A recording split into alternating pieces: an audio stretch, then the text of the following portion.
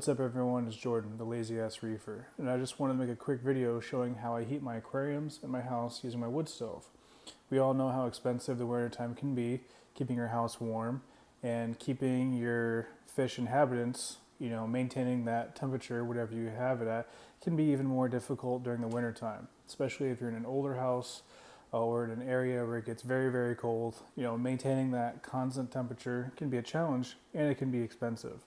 And it can be a little bit dangerous because if your heaters are working overtime, that just means that they're more prone to some sort of failure.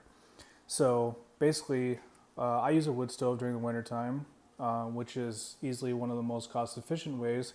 But there are some considerations that you need to think about when you're using a wood stove. So I'm just going to run over some quick points. First and foremost, being distance. Now, everyone should know with aquariums that you never place them near any sort of area where they can be exposed to extreme temperature changes. So like you should never put them near an air conditioner, you should never put them near windows, and you should probably not put them near wood stoves.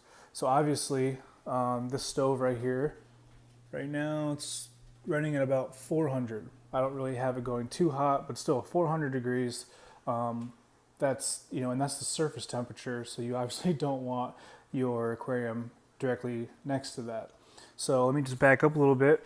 For instance, for distance, you can see in my house, I have the stove over there, which is at the far end of my this is like my sitting room, if you will.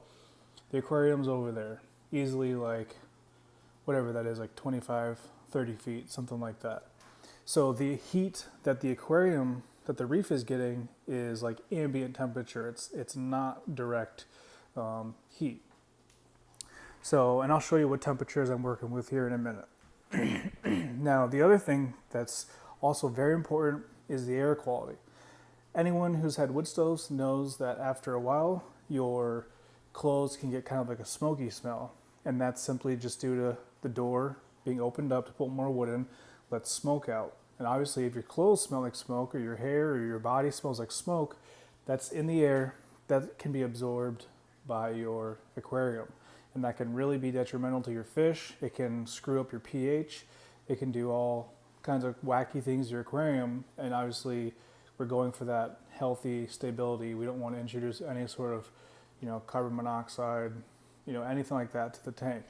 So I'm kind of fortunate that my chimney goes straight up, right, through the roof, and so there's a really good suction that pretty much once I have a good hot fire going, I can open up that door to throw in some wood, and I pretty much don't get any smoke out into the room. The only time that I get smoke out into the room is when I'm first starting up a fire, and obviously it's not burning hot yet, so the wood is just kind of smoking. And if I have to open the door to, say, adjust some wood or whatever, I do get a little bit of smoke into the room. But like I said, the suction, once this pipe heats up, just that natural suction is so strong because the pipe is straight up that even I really don't get that much smoke. And for those of you who don't know too much about wood stoves, the more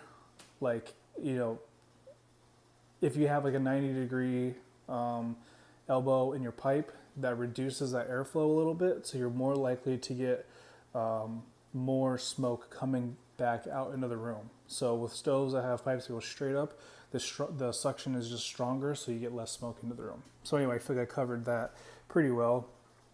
And then really it's just all about consistency. I mean, how much are you burning your stove? Are you just doing like one fire during the daytime? I mean, how much is your house really fluctuating? Unfortunately, here in the Pac Northwest, so far it's only been down to about the 30s, so I'm not running this nonstop, and that's mainly because my house is so well insulated. All my windows and doors are new. This is a very efficient stove, so my house can get very hot.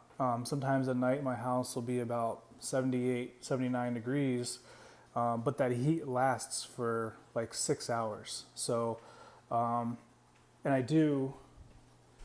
One second.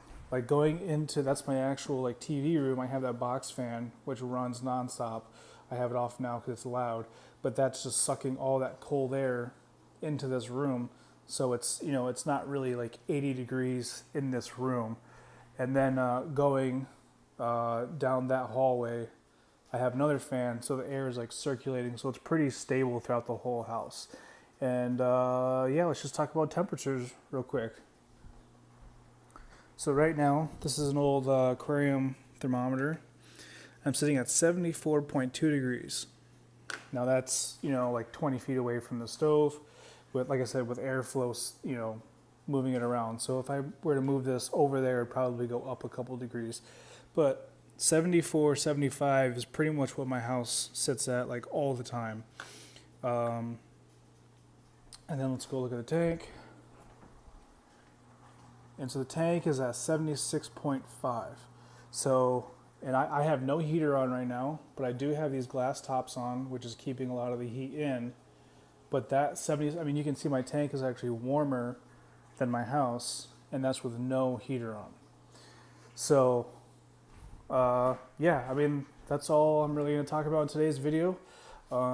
It's just a nice, free, natural way to heat my aquariums, and it just, you know, it helps alleviate the bills of the wintertime. I mean, when I for about 1 month used electricity, and my electric bill was about $300, and I said, nope. I went and got some wood for like $250, and that's gonna, you know, last me for a little while. So anyways, that's all I got for today. I would like to hear in the comment section how you guys keep your aquariums stable and consistent during the wintertime. Do you guys use electric, natural gas, wood stove? What tips do you have? So if you like this video, please give it a thumbs up. And if you want to see more videos about my aquariums in general, I have a 75-gallon reef right there. And in the other room over there, the lights haven't come on yet, but I have a 29-gallon freshwater. So if you want to see more about those, feel free to hit the subscribe button. And hopefully, I'll see you in the next video.